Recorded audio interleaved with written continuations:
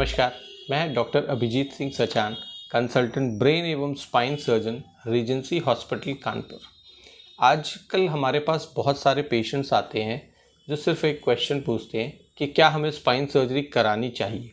वो हमेशा इस डर में रहते हैं कि स्पाइन सर्जरी जो है वो मोस्टली अनसक्सेसफुल होती है और वो सर्जरी के बाद हमेशा पैरालाइज रहेंगे। तो आज हम डिस्कस करते हैं कि कब हमें स्पाइन के पेशेंट्स को सर्जरी करानी चाहिए, किन किन केसेस में सर्जरी बेनिफिशियल होती है और कहाँ कहाँ पर हम लोग दवाओं से यानी मेडिकल मैनेजमेंट से उसको ट्रीट कर सकते हैं। तो सबसे पहले हमें देखना है कि किन किन परेशानियों में हमें स्पाइन में सर्जरी की आवश्यकता पड़ती है। तो सबसे पहले हमें एक तो ट्रॉमा यानी स्पाइन सर्जरी उन केसेस में जिसपे किसी चोट की वजह से स्पाइन में फ्रैक्चर हो गया है और वो अनस्टेबलाइज हो गई है या उसमें स्पाइनल कॉर्ड में या नर्व रूट्स में कंप्रेशन पड़ रहा है। तो ये दो इंडिकेशंस होते हैं जिसमें हमें ट्रॉमा के केस में सर्जरी की आवश्यकता होती है। सर्जरी और मेडिकल मैनेजमेंट को यदि कंपेयर किया जाए ट्रॉमा में, तो सर्जरी हमेशा मेडिकल मैनेजमेंट के तहत बेटर रिजल्ट्स देती है।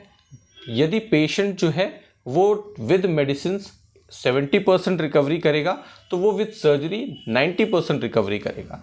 यदि patient with medical management 30% recovery करने वाला है तो विद वो सर्जरी और उसके बाद रिहैबिलिटेशन फेज भी वो अप टू 60-70% तक की भी रिकवरी करता है।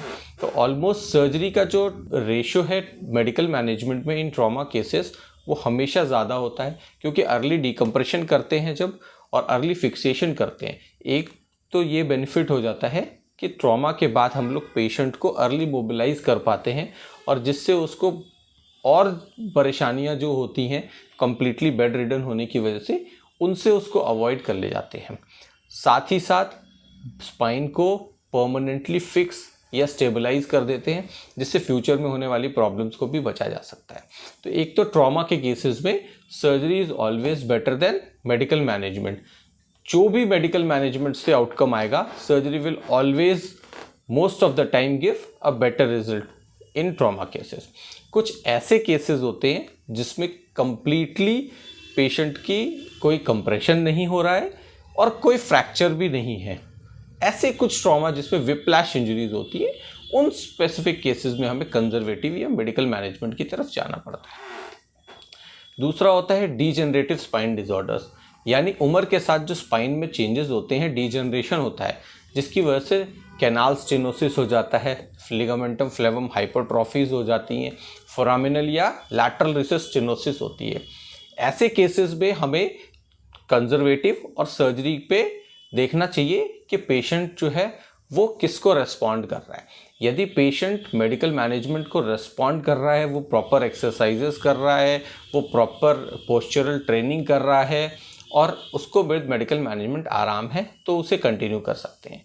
यदि पेशेंट को कोई न्यूरोलॉजिकल डेफिसिट है, सिवियर पेन है, नमनेस हो रहा है, पैरों में नमनेस जो है वो परमानेंट आ रहा है, कोई ब्लैडर बाउल चेंजेस हो रहे हैं और मेडिसिन उसे कंटिन्यूसली लेनी पड़ रही है for more than 6 weeks, more than 6 to 8 weeks, यानी 1.5 से 2 महीने की मेडिसिन लेने के बावजूद भी पेशेंट को पूरी तरीके से आराम नहीं हो रहा, तो उसे सर्जरी कंसिडर करनी चाहिए। आजकल डीजेनरेटिव स्पाइन में सर्जरीज बहुत ही रिस्क फ्री हो गई हैं, बहुत मिनिमल इन्वेजिव तरीके से की जा रही हैं, जो कि कम्प्लीटली सेफ़ है।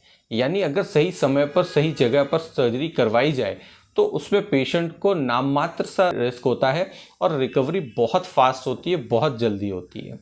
इसके साथ ही साथ स्पाइन में ट्यूमर्स होते हैं, तो मोस्टली स्पाइन ट्यूमर्स में सर्जरी ही एक ऐसा ऑप्शन होता है जो कि बेस्ट आउटकम देता है।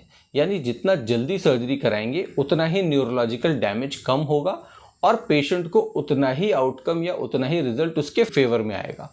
जितना हम सर्जरी से डरेंगे और उतना ही हम सर्जरी को डिले करेंगे, न्यूरोलॉजिकल डैमेज हो जाएगा, उसके बाद सर्जरी भी उतने अच्छे रिजल्ट्स नहीं दे पाती है। तो ये सारी चीज़ें होती हैं जिसमें हमें सर्जरी की तरफ जाना पड़ता है। एक बहुत कॉमन कंडीशन होती है हम लोग जिसे डिस्क प्रोलैप्स या डिस्क बल्ज कहते हैं। तो ऐसी स्टेज में नर्व कंप्रेशन या स्पाइनल कॉर्ड पे बहुत माइन्यूट सा कंप्रेशन है तो उसको हम लोग कंजर्वेटिव ट्रीट कर सकते हैं। अगर सिग्निफिकेंट कंप्रेशन है, बहुत बड़ी सी डिस्क प्रोट्रूजन है, सीवियर पेन है, तो ऐसे केसेस में हमें सर्जरी की तरफ ही जाना चाहिए। क्योंकि मेडिकल मैनेजमेंट से कई बार पेशेंट को इमीडिएटली या थोड़े समय के बाद कुछ आराम आ जाता है, बट वो लॉन्ग टर्म में वो डिस्क जो रहती है वो लॉन्ग टर्म में बहुत ज़्यादा कॉम्प्लिकेशंस करती है, और वो जो डिज़ीज़ आपकी ट्रांजिएंट थी, जो ऑपरेट कराने के बाद शायद इमीडिएटली ख़त्म हो जाती, वो लॉन्ग टर्म में हमें दोनों नुकसान देती है। क्योंकि पेशेंट को लगातार लंबे समय तक ट्रीटमेंट लेना पड़ता है, तो वो कॉस्ट भी उसकी ट्रीटमेंट की काफ़ी ज़्यादा हो जाती है, क्योंकि मरीज सालों तक वो दवाएं लेता रहता है, और साथ ही साथ वो डिस्क जो कंप्रेशन कर रही है वो कंटिन्यूसली न्यूरोलॉजिकल टिश्यू को डैमेज कर रही होती है। तो जो डेफिसिट आता है या जो बाद में प्रॉब्लम्स आती हैं वो परमानेंट हो जाती हैं, जिसमें हमने देखा है कि कुछ पेशेंट्स जो हैं वो 2-2, 3-3 साल से प्रॉब्लम को झेल रहे थे, वो नहीं सर्जरी कराते, फाइनली वो 2 या 3 साल बाद जब सर्जरी कराते हैं तो वो कंप्लेन करते हैं कि हमारे पैर में कुछ नंबनेस है, कुछ झंझनाहट है, ये चीज़ें ऑपरेशन के बाद भी कंटिन्यू कर रही हैं, वो ठीक नहीं। वो इसीलिए होता है क्योंकि उन्होंने सर्जरी 2 या 3 साल बाद करवाई है, जिस समय तक ऑलरेडी वो न्यूरोलॉजिकल टिश्यू डैमेज हो चुका था, तो ये परमानेंट डैमेज हो गया। सर्जरी का उसके हिसाब से उसको उतना अच्छा आउटकम नहीं मिला। तो इसका सिर्फ एक रीज़न है, क्योंकि उसने सर्जरी टाइम पर नहीं करवाई और बहुत ज़्यादा डिले कर दिया। ऐसे केसेस में जिसमें मैसिव या बहुत बड़ा डिस्क बल्ज है, और उन केसेस में हम लोग कहते हैं पेशेंट से कि आप अर्ली सर्जरी की तरफ जाइए, क्योंकि ये वो केसेस होते हैं जिसमें आपको कुछ समय के लिए तो शायद मेडिसिन आराम मिल जाएगा, बट ये प्रॉब्लम आपको दोबारा लौट कर आएगी, और जब भी लौट कर आएगी वो ज़्यादा सीरियस होगी, क्योंकि तब तक ऑलरेडी न्यूरोलॉजिकल टिश्यू में काफ़ी डैमेज हो चुका होगा। तो उस समय सर्जरी कराने में भी उतने अच्छे रिजल्ट्स नहीं मिलेंगे। तो इसलिए हमेशा ये देखना चाहिए कि कभी भी बहुत बड़ी सी डिस्क प्रोलैप्स हो, सेंट्रल डिस्क प्रोलैप्स हो या पैरासेंट्रल डिस्क प्रोलैप्स हो, बहुत ज़्यादा सिग्निफिकेंट हो, तो ऐसे केसेस में पेशेंट को डरना नहीं चाहिए। डिस्क प्रोलैप्स के लिए जो सर्जरी होती है वो काफ़ी ज़्यादा सेफ होती हैं, और पेशेंट को सेम डे या नेक्स्ट डे मोस्ट प्रॉब्ली हम लोग डिस्चार्ज कर देते हैं। और आजकल तो जो डिस्क प्रोलैप्स या डिस्क बल्ज के लिए सर्जरी हो रही है वो सारी की सारी MIS टेक्निक से हो रही हैं, यानी मिनिमल इन्वेजिव स्पाइन माइक्रो डिसेक्टमी हो रही है, या तो एंडोस्कोपिक डिसेक्टमी हो रही है, जिसपे पेशेंट का हॉस्पिटल स्टे बहुत कम होता है। मैक्सिमम 1 to 2 डेज़ का हॉस्पिटल स्टे होता है। पेशेंट जो है वो नेक्स्ट डे से वॉक करता है नॉर्मली, और 4 to 5 डेज से वो नॉर्मल अपना काम करने लगता है। तो जो length of hospital stay, post operative complications, ये सारी चीज़ें बहुत कम हो जाती हैं, और एक्चुअल में उसका cost of treatment total medical management के बाद में देखेंगे तो 1/3 ही रहता है, क्योंकि उसको सर्जरी के बाद इमीडिएटली आराम आ जाता है, तो उसको बहुत लंबे समय तक मेडिकेशंस लेने की ज़रूरत नहीं पड़ती। जबकि हम मेडिकल मैनेजमेंट में जाएँ तो मेडिकल मैनेजमेंट में उसको सालों तक वही मेडिसिन लेनी पड़ती हैं, जिसका अगर हम टोटल कॉस्ट बेनिफिट रेशियो देखें तो वो बहुत ज़्यादा हो जाता है, और अल्टीमेटली उसको कई बार देखा गया है कि कुछ सालों बाद या कुछ समय बाद उसको सर्जरी की तरफ जाना ही पड़ता है, और उस समय पर उसको उतने अच्छे रिजल्ट्स नहीं देखने मिलते। दूसरी चीज़, हमें हमेशा डर रहता है कहीं सर्जरी के बाद कहीं पैरालिसिस तो नहीं हो जाएगा, या सर्जरी के बाद जो है वो हम कम्प्लीटली बेड रिडन तो नहीं हो जाएंगे, या ये प्रॉब्लम दोबारा तो नहीं आएगी। तो देखिए, मैक्सिमम सर्जरीज ऐसी होती हैं जिनमें ये वाली प्रॉब्लम्स नहीं आती हैं। कुछ केसेस वो होते हैं जिनमें पेशेंट को सिग्निफिकेंट कंप्रेशन स्पाइनल कॉर्ड में है और धीरे धीरे स्पाइनल कॉर्ड डैमेज हो रही है, तो ऐसे केसेस में ये कॉम्प्लिकेशन होता है। बट जो अगर हम पॉजिटिव साइड देखें तो मैक्सिमम केसेस में, अप टू 95% केसेस में हम कह सकते हैं कि ये सारी कॉम्प्लिकेशंस नहीं आती हैं। आप डरिए नहीं, स्पाइन सर्जरी जो है वो आजकल बहुत सेफ़ है, बहुत सेफ़ टेक्नोलॉजी के साथ, एडवांसमेंट के साथ की जा रही है, बहुत ज़्यादा सेफ़ टेक्निक है। और अगर आप कम्प्लीटली फ्री होना चाहते हैं बीमारी से, आप अपनी लाइफस्टाइल जो है वो बैक टू नॉर्मल लाना चाहते हैं जल्दी, तो सर्जरी एक सेफ़ और बेस्ट ऑप्शन है, जिसमें आपको ट्रीटमेंट का कॉस्ट भी जो है वो मेडिकल मैनेजमेंट से ऑलमोस्ट 1/3 रहता है।